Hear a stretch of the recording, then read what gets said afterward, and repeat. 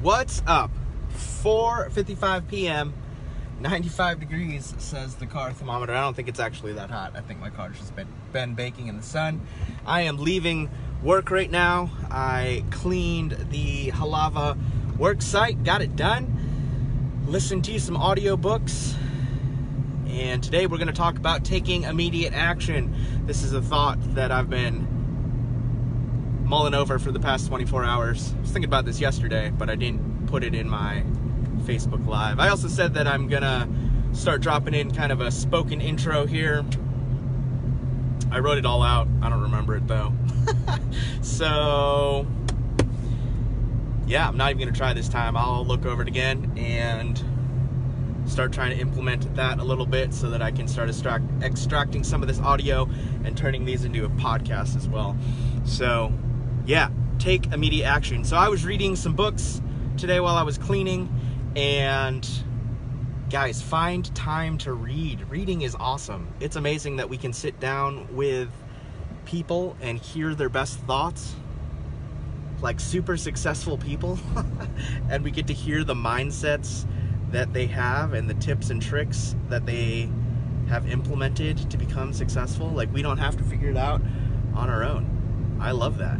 I really love it. And so I count it a super blessing that I get to clean these construction offices and listen to tons of audiobooks. I think I've listened to like 10 books completely, maybe this year, 2019, I think.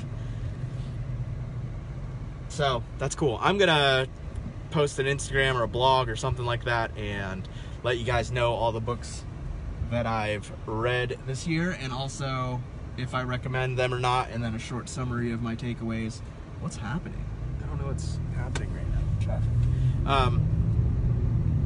Yeah. So I finished up a book that I don't even recall the name of. I started it this morning when I was washing the dishes. I think it was like 4 tips for prosperity or something like that. I don't know. That word has such a bad rap in our circle because of the prosperity gospel, but I really enjoy listening to money management books, especially if they're good. This one had good ratings on Scribd, and it was good. It was kind of like an allegory story, which I don't much care for. I just want facts, but the story helped. And I cannot at this time, there was 4 practices that she talked about, and I can't recall them at this time. It was a pretty short book. I got my water bottle back as well. Mary, thanks for watching. I left my water bottle at the work site last week, and I've really missed it. So I'm glad to have it back, and now I will stay super hydrated. So yeah, listened to a book on finances, and then I flipped on some Jim Rohn. If you guys haven't listened to Jim Rohn, listen to Jim Rohn. Check that guy out on YouTube. I learned about him 2 summers ago from our friend Tony Whaley. I was asking about journaling habits, and she said that I should check out his teaching on journaling. So that was my first introduction to Jim Rohn, and he just has some great one-liners. And so I think I bought on Audible his like greatest collection, the big collection of Jim Rohn things. I listened to his book or tape series Ambition. I listened to that a ton at the end of 2018 and then in the beginning of 2019. So some of that teaching is actually interwoven into this bigger collection, but it's super good. He just talks about mindset and how our mindset philosophy is the word that he used, is really sets the sail for our lives. So Stacy Ryan, what's up? Thanks for watching. I mentioned to you in yesterday's Facebook Live, actually, I was asking if it was necessary for podcasts to have a jingle, and then I sang the Doing Ministry Well jingle, which you sing and I play that child xylophone on. So I'm thinking of possibly turning these Facebook Lives into a podcast, and I don't know if I need a jingle or not. But since you do some amazing jingling, maybe I will call upon your vocal skills again to do my new podcast jingle. That would be awesome. Hope you're doing well. Tell Nick I said what's up. Are you guys on Marco Polo? Let me know if you guys are on Marco Polo. I would love to chat with you guys more. That would be great. We miss you a ton. So, yeah.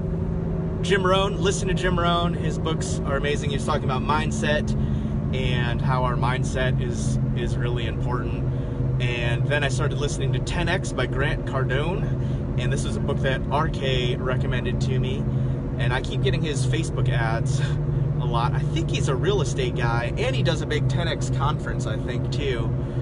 One of the 30-day challenges that I'm doing right now with ClickFunnels, one of the first or second weeks, one of their trainings, the main guy, Russell Brunson, speaking at a 10X conference, and they show you that presentation at the 10X conference. So the 10X thing is good. It was just like a motivating book, and that's what I really felt like I needed today. I needed just a kick in the pants and some motivation. I needed somebody that was amped about life to be in my ear as I cleaned these offices. And it's good. I feel good. I feel good after listening to these 3 books. I feel full of hope and know that I got to get after it.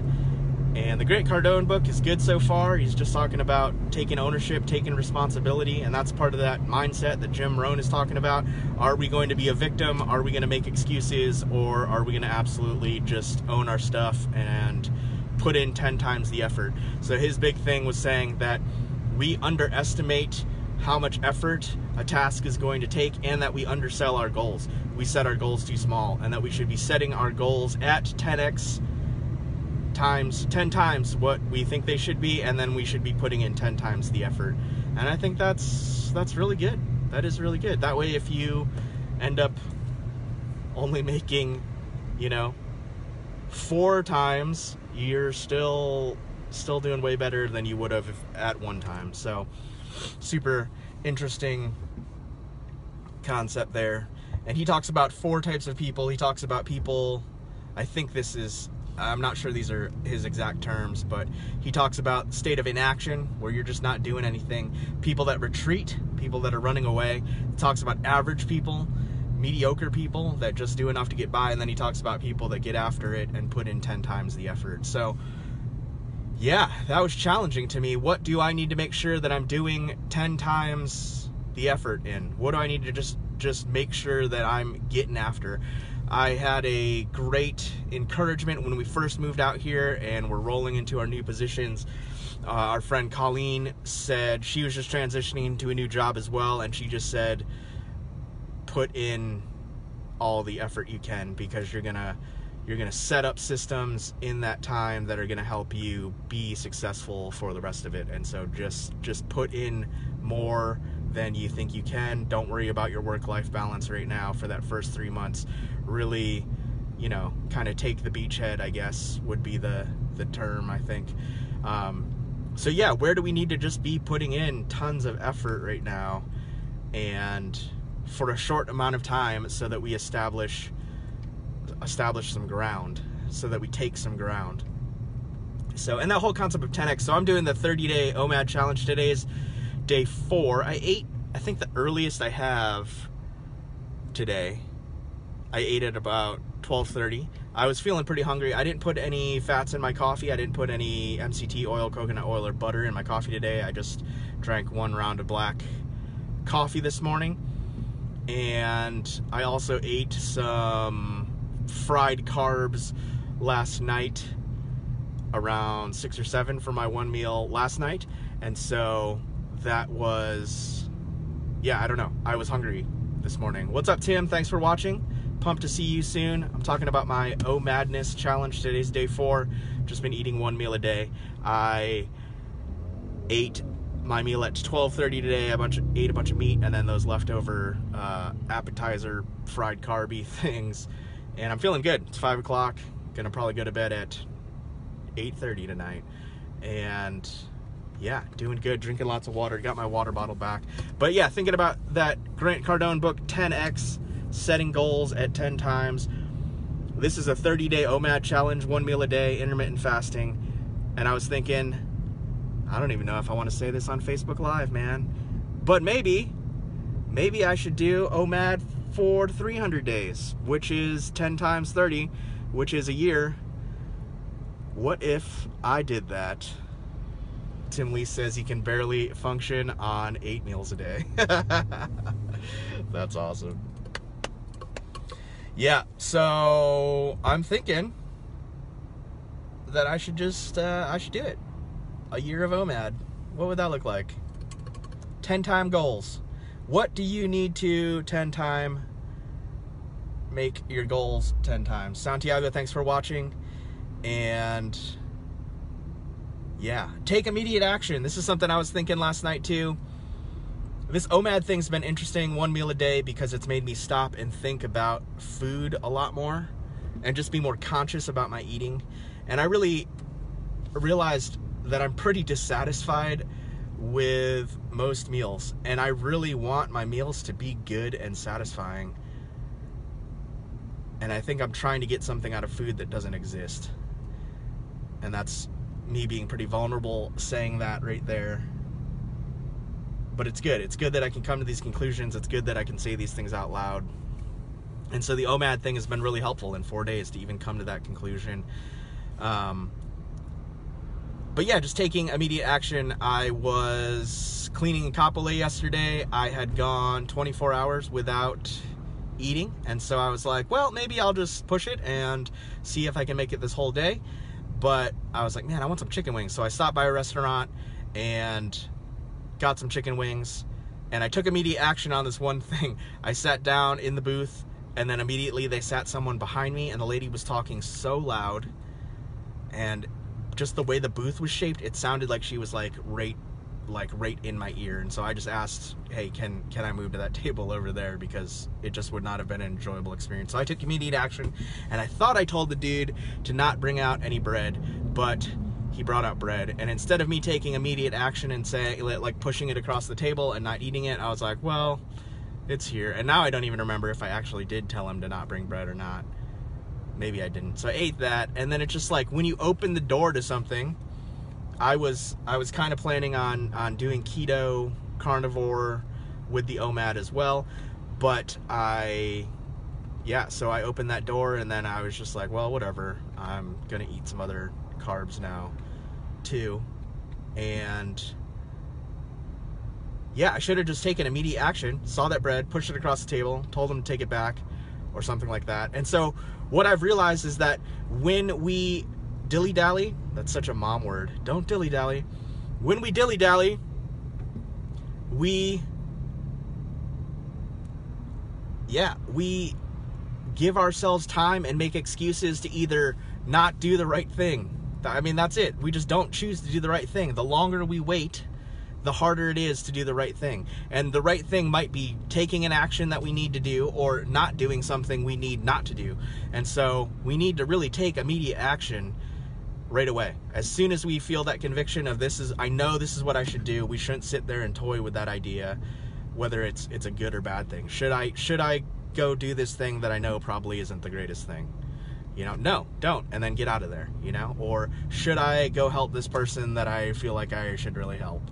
If you sit there, you're gonna be like, well, I don't know, I'm kind of tired right now. Well, I don't know, I got a lot on my schedule right now. You know, well, I don't know. And it's just like, no, if you're supposed to go help that person, take immediate action and just go do it. Do it. So I want to be a person that takes immediate action. Tammy, thanks for watching. And yeah, I want to be a person that takes immediate action. What immediate action do you need to be taking in your life?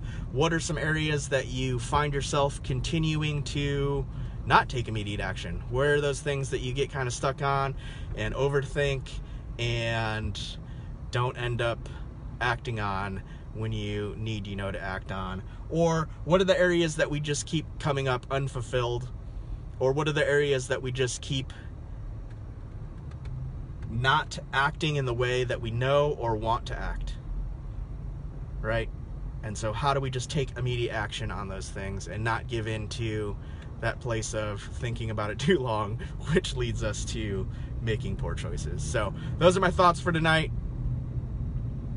Appreciate you guys watching, and shoot me a direct message and let's chat. I'm headed home right now, 5:09 p.m., 83 degrees.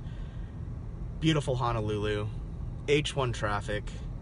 You You guys want to see the traffic? Let me see what I can do here. Last time beautiful Hawaii traffic. Last time I hit finish instead of showing you guys around. So H1 is the worst traffic in the United States, which is pretty funny. But we are on an island with more cars than people, according to the last DMV report. There's over 1 million cars on this little tiny island. Pretty nuts. But at least it's pretty. Look at those palm trees up there on that hill. Nice blue skies. Living the dream. All right, guys. Have a wonderful evening. Aloha.